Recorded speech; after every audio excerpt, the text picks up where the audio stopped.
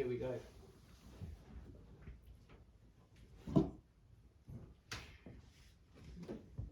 The woman was old. She was older than all of the other gods and goddesses.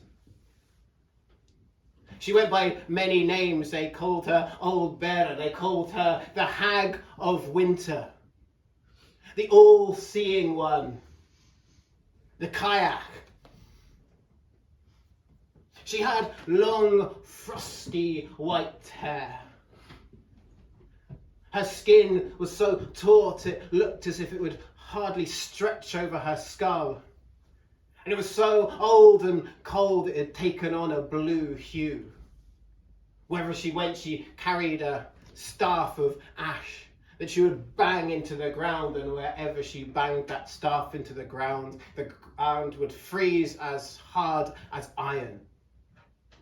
And she had one eye in the centre of her forehead. One eye which she used to survey her lands. Yes, her lands, for all this was hers.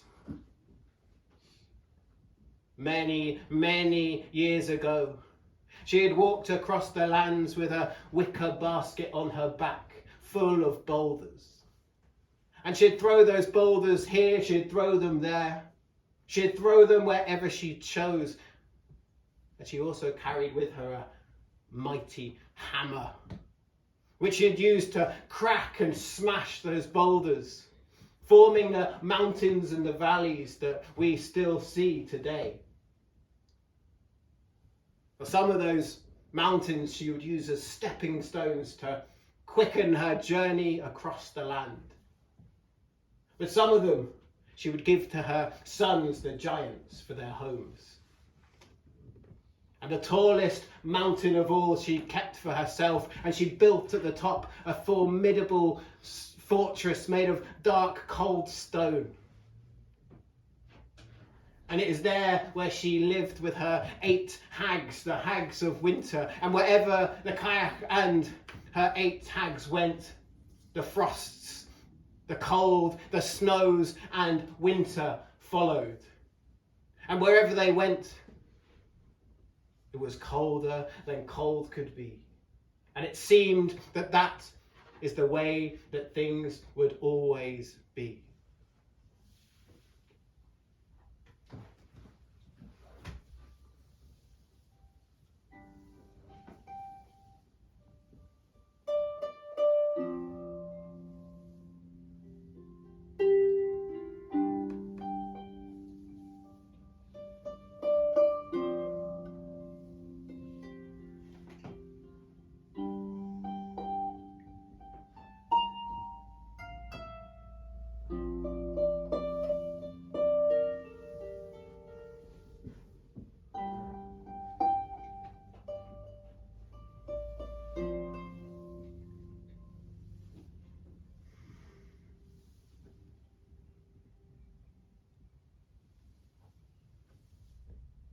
One day, as Cailleach was out with her staff walking across the land, she came to a clearing, and there she saw a young girl walking through the snows. Now the Cailleach did not much like young women, and so she thought to herself, I am going to make her turn back. And she blew a gale, a cold, harsh gale in the young girl's direction. But that young girl did not turn back. Instead, she pulled her cloak tighter around her face. She leant into the wind and continued to trudge through the snow. Now, when the Cailleach saw the determination of this young woman, she changed her mind. I won't try and make her go back. She looks strong. She will be a good worker. And so instead, she crept up behind that young woman, and she threw her into her basket on her back and took her back up to her fortress. Now, Bride was young. Bride was beautiful. And now Bride was a prisoner.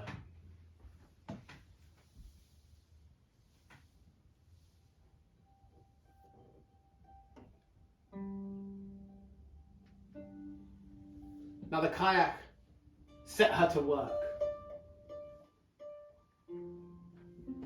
She made her do all the terrible jobs around the castle. She made her scrub the floors which had not been scrubbed for years, scour the pots and pans, cook over a blazing hearth.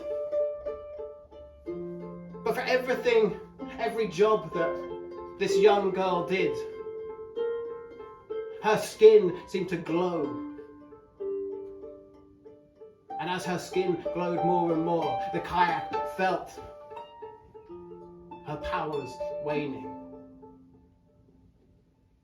This young girl was Bride.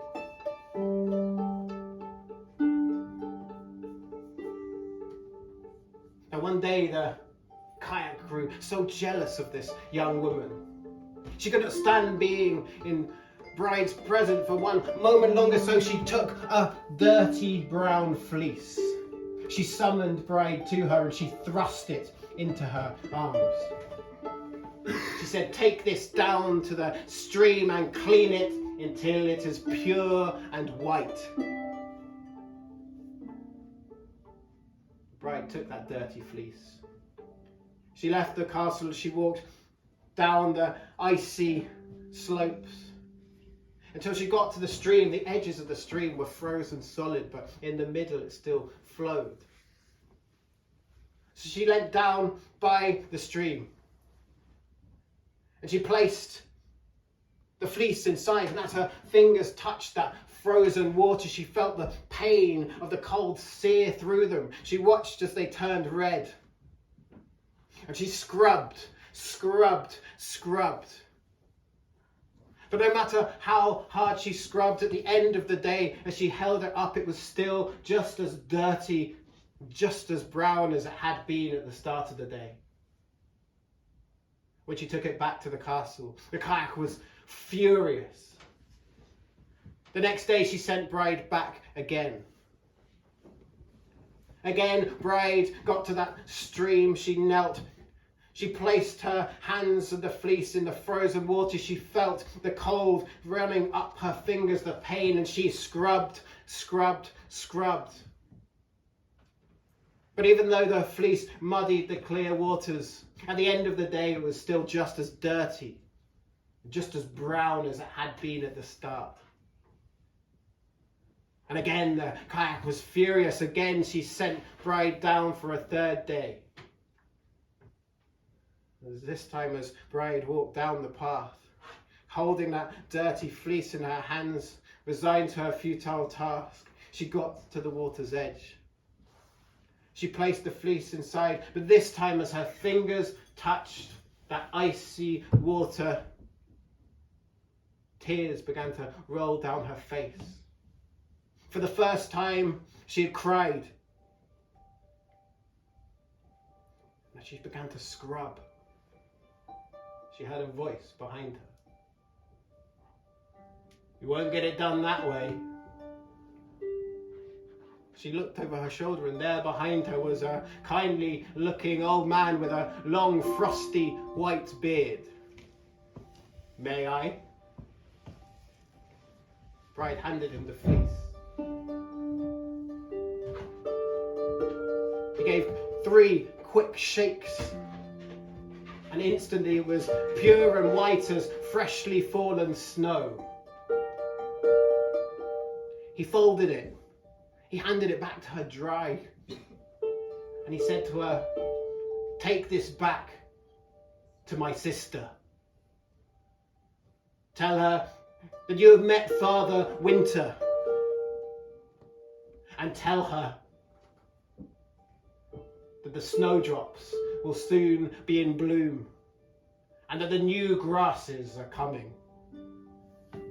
When Bride returned to that fortress at the top of the mountain and delivered that message, the Cailleach flew into a rage worse than anyone had ever seen her. She summoned her hags and she told them to go forth in all directions.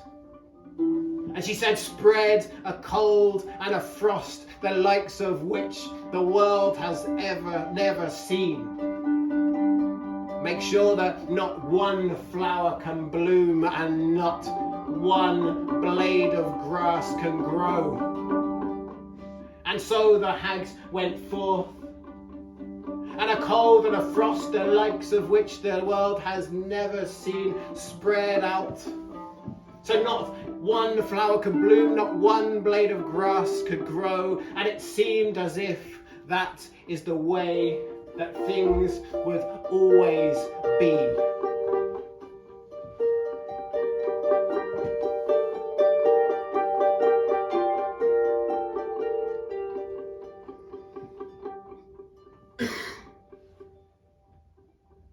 Far away from here, far away from there, was an island called the Green Island.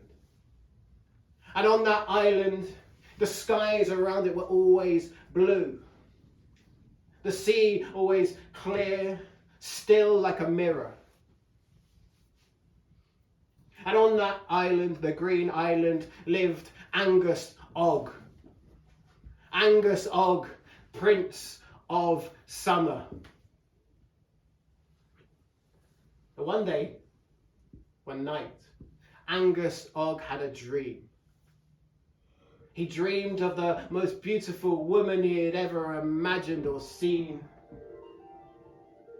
He dreamed that her name was Bride. And even in that dream, he knew that his heart was already given to her. When he woke, he could think of nothing except Bride. He could see nothing but her face. And he knew that he must find her. So he thought of the one person he could think of that would help him locate her. One person that could see everything. The one person that others called the Hag of Winter. They called Old Bearer, but he simply knew as Mother. He sent a message to Cailleach. When she got this message, she did not send her location. She could think of nothing worse than to give Bride to her youngest son. And she was certainly not going to lose her youngest son to Bride. And so instead, she sent a storm. She sent a storm so powerful that it reached even as far as the Green Island, and those blue skies turned black with storm clouds. That calm sea was full of gigantic crashing waves, and the rain fell so thick as to be impenetrable.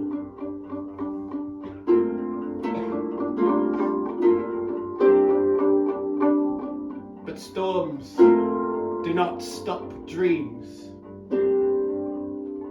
And though Angus was trapped on the island, still night after night he dreamt of Bride. And when he awoke one morning, he said to himself, this storm is unnatural, and he did something that he had never done before. Something that he'd never needed to do before. He summoned all of the powers he could as the Prince of Summer, and he borrowed 3 days from August, and he placed them in this cold, icy wolf month. As soon as he placed those summer days in that cold month, the skies became still and blue again. The waters calm like a mirror. And Angus got his great white horse, and he leapt from the Green Island all the way over to the mainland. And as he rode across the land, he felt the earth below the hooves get harder and harder, frostier and frostier. The snows came until winter surrounded him. And Angus searched everywhere. He searched up mountains, he searched in valleys, he searched through dark, dark forests, but he could find no trace of Bride. And then there came a point where he got off his horse.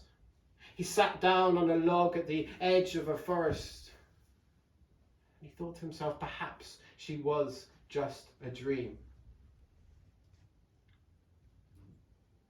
As he lowered his head, he saw on the ground a footprint. And where that footprint had landed, the snow had melted. And out of that footprint grew a snowdrop, surrounded by little new shoots of green grass. And as Angus looked on, he saw another footprint, another snowdrop, and another snowdrop, and another, and another. And soon around the path the snow began to melt until as he looked up there, he saw, standing in an oasis of snowdrops, the woman of his dreams. There was Bride. He called out her name and she turned. And although this man was a stranger to her, she could see the kindness in his eyes. She could feel the warmth of his heart. And they came together. At that moment, Angus knew there was only one reason that he would not have been able to find Bride. Only one person that could hide someone as powerful as this young woman. He took her by the hand and he said, "I know a place where we can be free of the kayak. Come with me." They both mounted onto his white horse and they rode off across the land. And wherever they went, the snows began to melt and green began to spread out across the land.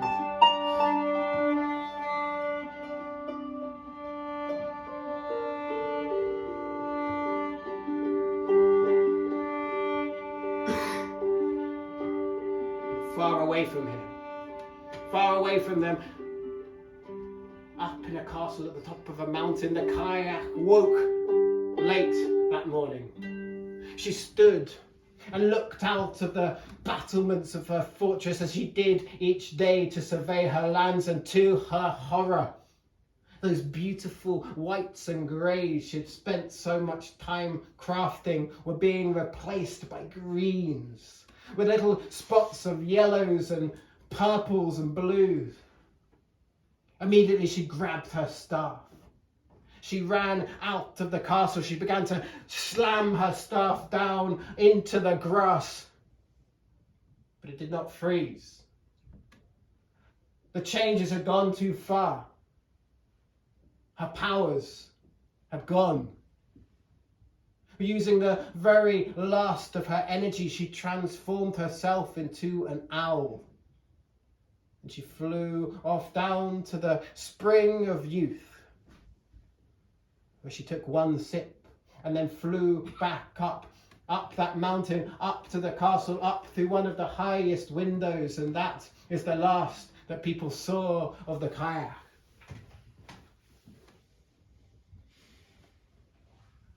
But over on the Green Island,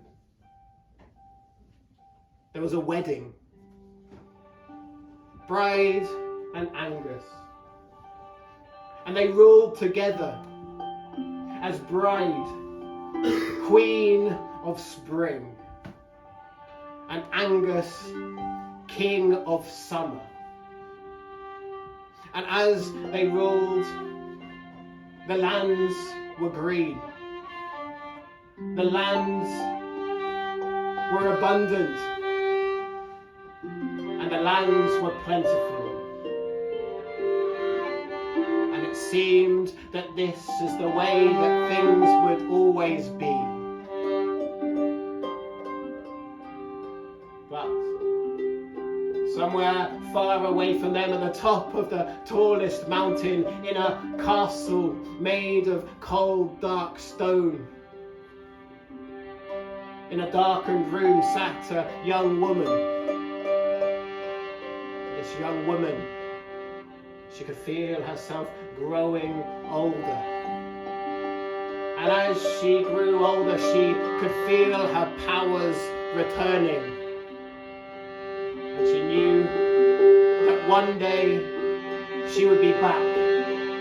That one day winter would rule again.